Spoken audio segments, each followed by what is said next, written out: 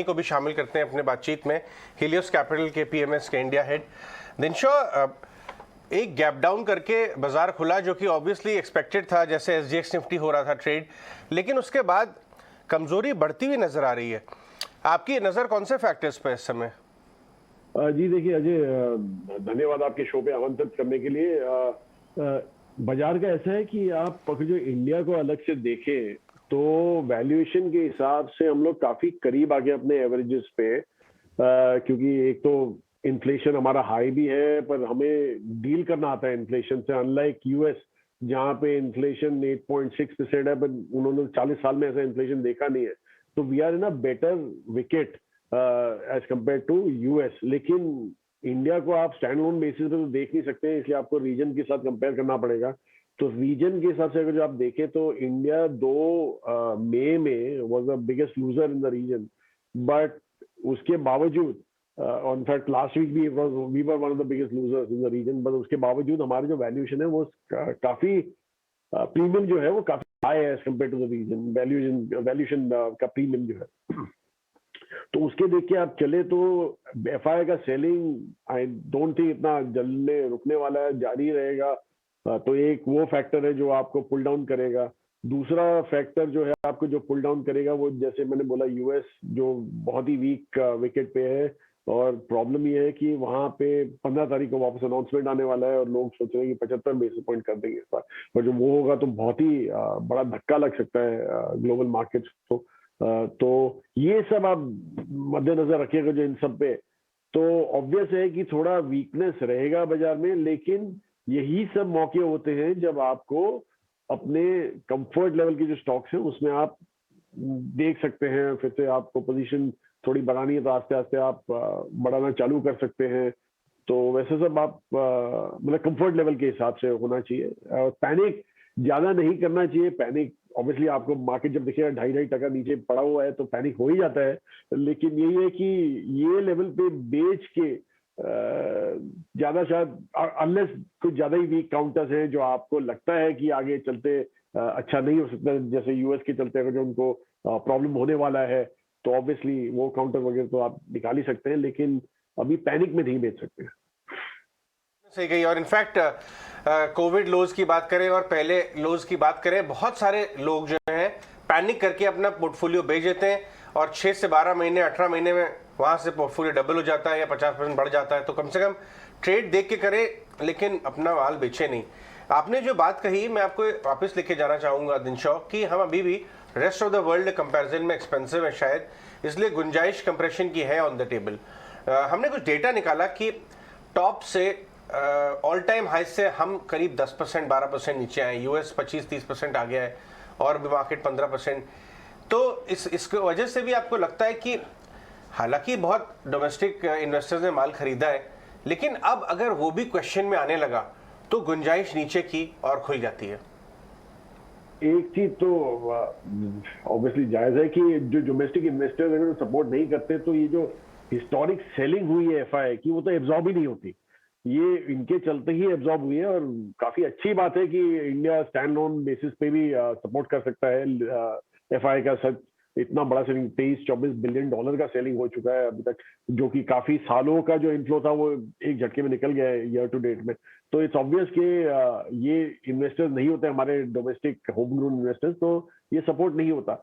लेकिन यही अभी आपका जो म्यूचुअल फंड का जो डेटा आया है मई का, वो तो काफी हद तक ठीक ही था। सिप भी चालू हुए, 12,000 12,500 करोड़ के सिप हो रहे हैं एवरी मंथ के हिसाब से। तो वो सब लग रहा नहीं है कि अभी ये पैनिक है, लेकिन यही है कि जो ये नए ब्रीड ऑफ इन्वेस्टर्स हैं उन्होंने बेयर मार्केट शायद देखा नहीं है, तो शायद वो देख के थोड़े हिल जाएं। लेकिन हमारे को तो यही विश्वास है कि शायद डटे रहेंगे, इतना पैनिक नहीं करेंगे। Right, morning Dinshaw. इनफैक्ट हमें याद है आपसे अभी कुछ दिन पहले कॉन्वर्सेशन हुई थी, तब आपने खैर हमसे हमारे व्यूअर्स से शेयर भी किया था कि आपने कहाँ पोर्टफोलियो में एडिशन किया है, इस मौके का आपने कहाँ फायदा उठाया। अगर यहाँ वैल्यूएशन की हम बात करें कि शायद यहाँ से और डाउनसाइड पॉसिबल है, तो आपके लिए कौन सा दूसरा बड़ा पिट स्टॉप होगा जहाँ आप बाइंग करेंगे, और कौन से सेक्टर्स आपको पसंद आएंगे जहाँ आप बाइंग करेंगे? जी देखिए, मैं स्टॉक की तो बात नहीं करूंगा, बस सेक्टर में बिल्कुल शेयर कर सकता हूँ। हमने एक थीम निकाली है जो हम बोलते हैं कि अफोर्डेबल लग्जरी थीम है विच इज एस्पिरेशनल लग्जरी जिसको बोलते हैं, तो वो थीम में हमारे काफी स्टॉक्स बैठते हैं वहां पे। ये जो थीम है वो आपके 30-35 करोड़ जो कंज्यूमर्स हैं अपील करती है, और ये 30-35 करोड़ ही कंज्यूमर हैं जो एक्चुअली डिस्क्रिशनरी स्पेंड करते हैं कंट्री में। तो वो अगर जो आप थीम देखें तो जैसे आपके होटल्स हो गए उसमें वो थीम में, फिर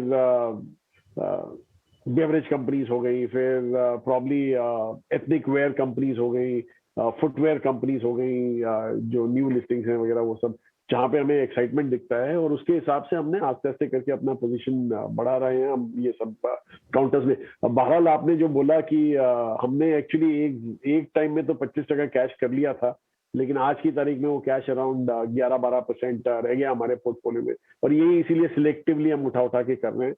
दूसरा, बैंकिंग में जहाँ पे आज कुछ ज्यादा ही वीकनेस दिख रहा है, वहां पे हमें लगता है कि rising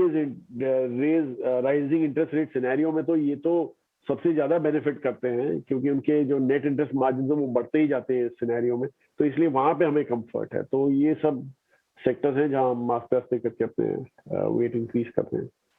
Dinshaw, good morning, good to connect with you.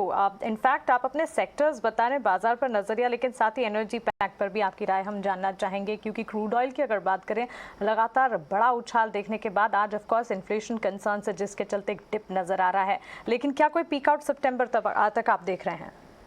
जी देखिए, एनर्जी बास्केट का तो ये है कि आज की तारीख में वही एब्जॉर्ब कर रहे हैं सारा जो हाइक हो रहा है, वो कंज्यूमर के पास नहीं आ रहा है उल्टा।